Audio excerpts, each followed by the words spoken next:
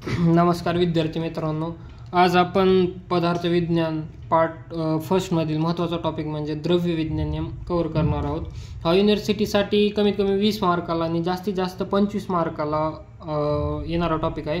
हा टॉपिक खूप महत्त्वाचा आहे कारण यामध्ये 25 मार्क म्हणजे तुमचा 25% पेपरचा सिलेबस याच टॉपिकमध्ये कव्हर होणार आहे. तर याच्यामध्ये एक LAQ तर फिक्स येतो, 2 SAQ आणि 4 ते 5 MCQ फिक्स येतात. हे सिलेबस कॉपीमध्ये सांगितले आहे. तर द्रव्य टॉपिक स्टार्ट करूयात. यामध्ये पहिला द्रव्य विवरण हा टॉपिक आहे, तो स्टार्ट करूया. पदार्थामध्ये काय त्याचे दोन भेद आहेत, भावपदार्थ आणि अभावपदार्थ. भावपदार्थाने द्रव्य, गुण, कर्म, सामान्य, विशेष आणि समवाय या षटपदार्थाचे ग्रहण केले आहे.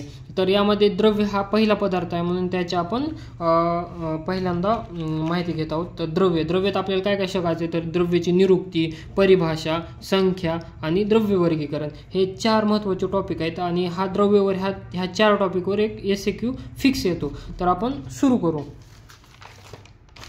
तर सगळ्यात पहिलं द्रव्याची आपल्याला निरुक्ती बघायची. द्रव्याची निरुक्ती हा श्लोक इम्पॉर्टंट आहे. द्रव्येति गच्छति परिणामम इति द्रव्यम. तर जो परिणामाला किंवा संयोग विभागाला प्राप्त होत झाला आहे त्याला द्रव्य म्हणतात.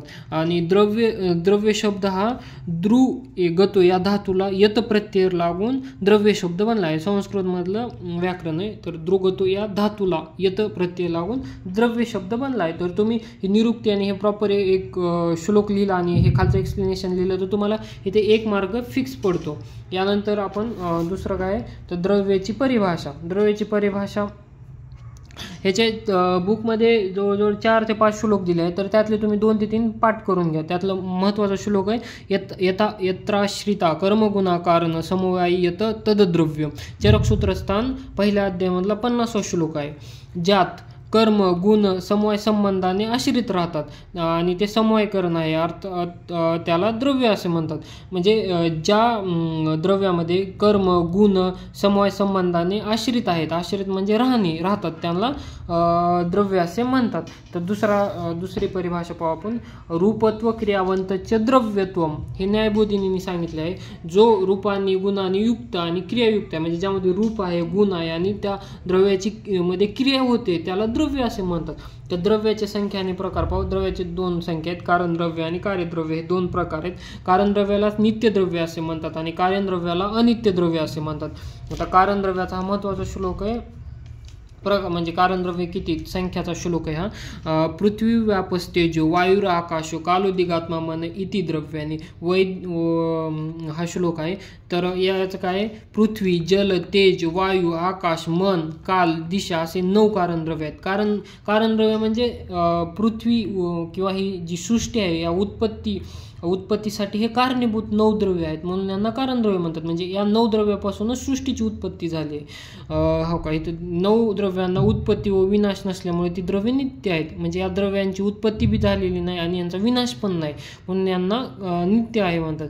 व सर्व सृष्टीची उत्पत्ती या द्रव्यापासून होत असल्याने त्याला कारणद्रव्य म्हणतात. म्हणजे एखादी गोष्ट घडण्यासाठी ज्या गोष्टी असतात त्याला कारण लागते, त्यालाच कारणद्रव्य असं म्हणतात. कारणद्रव्यामध्ये त्याचे 2 टाईप आहेत, मूर्त द्रव्य आणि अमूर्त द्रव्य. मूर्त द्रव्यामध्ये काय, मूर्त द्रव्याचं कसं आहे, त्यांना विशिष्ट आकार असतो, ते चलनात्मक कर्म करतात, परमाणू असतात आणि परमाणू त्यामध्ये प्रेझेंट असतात. जसं पृथ्वी, जल, तेज, वायू आणि मन. पृथ्वीला विशिष्ट आकार आहे म्हणजे गोल आहे, ते चलनात्मक म्हणजे ते सूर्याभोवती फिरते आणि त्यामध्ये परमाणू आहेत. जलाचं पण तसंच आहे, तेजचं तसंच आहे, वायूचं तसंच आहे आणि मनाचं पण तसंच आहे. आणि अमूर्त द्रव्याचं कसं आहे, ते त्यामध्ये परमाणू नसतात, अब्सेंट असतात, त्याला आकार नसतो, ते सर्वव्यापी म्हणजे पूर्ण सृष्टीमध्ये ते व्यापून गेलेले असतात म्हणून त्यांना विभू असे म्हणतात. ते 4 आहेत, आकाश, काल, दिशा, आत्मा. हे 4 अमूर्त द्रव्य आहेत. त्यानंतर आपण कार्यद्रव्य पाहू. कार्यद्रव्याचा हा महत्त्वाचा श्लोक आहे. सेंद्रियचे चेतन द्रव्य, निरींद्रियचे अचेतन.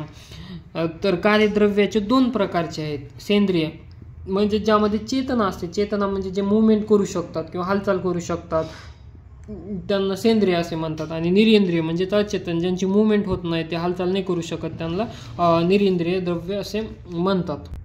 चेतन द्रव्य म्हणजे सेंद्रिय द्रव्य.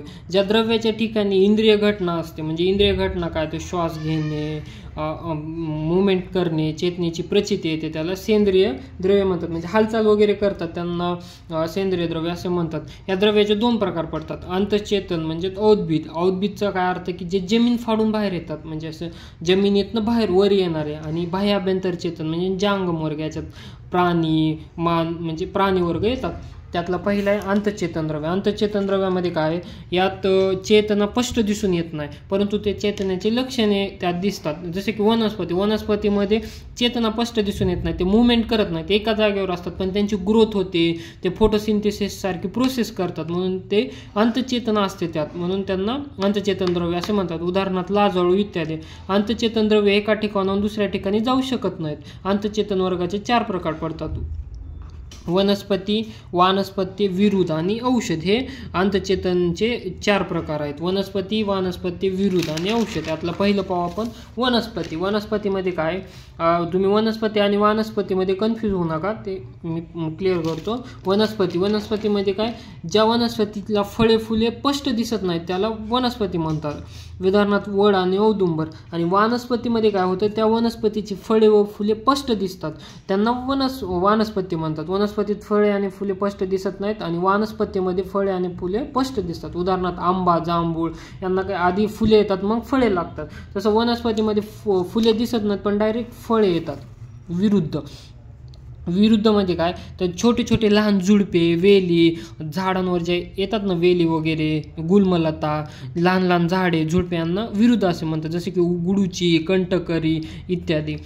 हे एक्झाम्पल सेट पाठ करा तुम्ही. औषधमध्ये काय, फळ आल्यावर त्या नष्ट होतात किंवा मरून जातात, त्याला औषध म्हणतात. ज्या वनस्पतीला फळ आले, म्हणजे जसे की आता आपल्या गहू, ज्वारी, हरभरा या वनस्पतीला फळ आले, त्यांचे धान्य तयार झाले, त्यानंतर ते मरून जातात, म्हणजे गहू, तीळ हे त्याचे उदाहरण आहेत.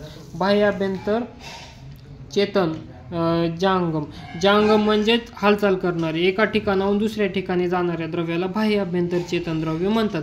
या वर्गाचे 4 प्रकार पडतात. जरायुज, अंडज, स्वेदज आणि उद्भिज हे 4 अभ्यंतर चेतन द्रव्य आहेत. जरायुज म्हणजे जे अपरापासून जन्म होतात. अपरा म्हणजे प्लासंटा, ज्यांची गर्भामध्ये पोटामध्ये वाढ होते त्यांना जरायुज असे म्हणतात. उदाहरणार्थ मानव, सस्तन प्राणी, वाघ, सिंह, गाय हे. अंडज म्हणजे ज्यांचा जन्म अंड्यापासून होतो. उदाहरणार्थ साप, पक्षी, म्हणजे त्या अंड्यातनं उत्पत्ती होते म्हणून त्यांना अंडज असे म्हणतात. स्वेदज म्हणजे ज्यांची उत्पत्ती स्वेदापासून होते, घामापासून होते, त्यांना स्वेदज म्हणतात. कृमी, कीटक यांची उत्पत्ती स्वेदज आहे. उद्भिज म्हणजे जे पृथ्वीच्या आतून म्हणजे जमिनीतून वर येतात.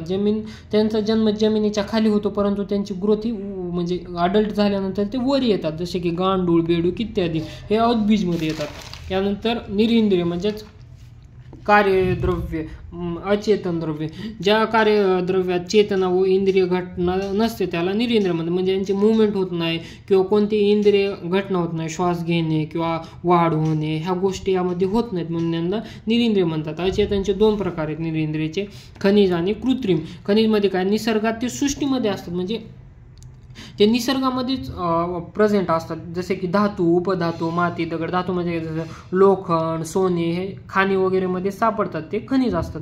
कृत्रिममध्ये काय ते की आपल्याला जसे ज्या गोष्टी हव्या आहेत त्या बनवणे आपल्या पद्धतीने, म्हणजे कृत्रिमरित्या त्यांना तयार करणे, रासायनिक किंवा भौतिक क्रिया करून त्या बनवणे. जसे की प्लास्टिकला वगैरे पिघळून आपण त्याच्या पिशव्या बनवतो, खेळणी बनवतो, ह्या गोष्टी. त्याचे उदाहरण विविध वस्तू, खेळणी, सिंथेटिक धागा इत्यादी.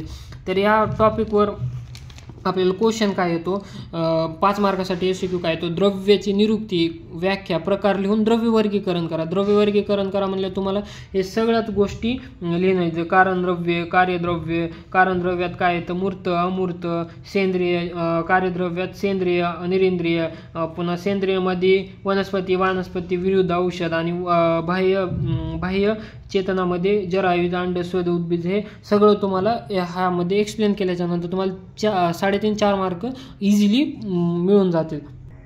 हा पूर्ण टॉपिक आपण एका फ्लो चार्टद्वारे समजून घेऊ. द्रव्याचं काय, रूपत्व क्रियावंतचे द्रव्यत्व, ज्यात रूप आहे, क्रियावान आहे, रूपवान आहे, गुणवान आहे, त्याला द्रव्य असे म्हणतात. त्या द्रव्याचे 2 टाईप पडतात, कारणद्रव्य आणि कार्यद्रव्य. हे फ्लो चार्ट असा तुम्ही बनवून घ्या, म्हणजे कसं तुमच्या लक्षात राहील. फ्लो चार्ट एकदा दोनदा वाचून घेतलं की तुम्ही त्यामध्ये पेपरमध्ये लिहू शकता. कारणद्रव्यामध्ये काय, त्याचे 2 टाईप आहेत, मूर्त अमूर्त. मूर्तमध्ये काय विशिष्ट आकार असतात, चलनात्मक असतात. मूर्तचे 5 आहेत, पृथ्वी, जल, तेज, वायू आणि मन. पंचमहाभूतातलं फक्त आकाश नाही तर बाकी 4 महाभूत आणि फक्त मन इकडे. आणि अमूर्तमध्ये ते विभू असतात, त्यांमध्ये परमाणू नसतात, ते चलनात्मक नसतात, आकाश, काल, दिशा, आत्मा आणि मन. तसंच कार्यद्रव्यामध्ये त्यांना अनित्य म्हणतात, म्हणजे त्यांची उत्पत्ती विनाश होतो, ते डबल तयार होतात आणि ते नष्ट होतात. त्यात 2 आहेत, सेंद्रिय आणि निरिंद्रिय. सेंद्रियामध्ये काय, अंतश्चेतन आणि बाह्यचेतन. अंतश्चेतनलाच औद्बीज म्हणजे जे पृथ्वी फाडून बाहेर येतात, आणि बाह्यचेतन म्हणजे जांगम म्हणजे प्राणी वगैरे. तर औद्बीजमध्ये काय, वनस्पती, वानस्पती, विरुद्ध आणि औषध. वनस्पतीमध्ये काय, ज्यांना फुले आणि फळे स्पष्ट दिसत नाहीत, आणि वानस्पतीमध्ये फुले आणि फळे स्पष्ट दिसतात. विरुद्धमध्ये झाडे, झुडपे, वेली. आणि औषधमध्ये काय, जे ज्यांचे फळ आल्यानंतर लगेच मृत्यू पावतो, त्यांना औषध असे म्हणतात. तसंच बाह्याभ्यंतर म्हणजे जांगम, त्यात जरायुज, अंडज, स्वेदज आणि उद्भिद. जरायुज म्हणजे जे पोटातून जन्म घेतात, प्लासंटामधून. अंडज म्हणजे ज्यांची उत्पत्ती अंड्यातून होते. स्वेदज म्हणजे ज्यांची उत्पत्ती घामापासून होते. आणि उद्भिज म्हणजे जे पृथ्वीतनं बाहेर येतात त्यांना. आणि निरिंद्रिय अचेतनमध्ये खनिज आणि कृत्रिम. हा टॉपिक इथे कव्हर झाला आहे. यानंतर उद्या आपण पंचमहाभूताचा टॉपिक स्टार्ट करू, द्रव्याचा.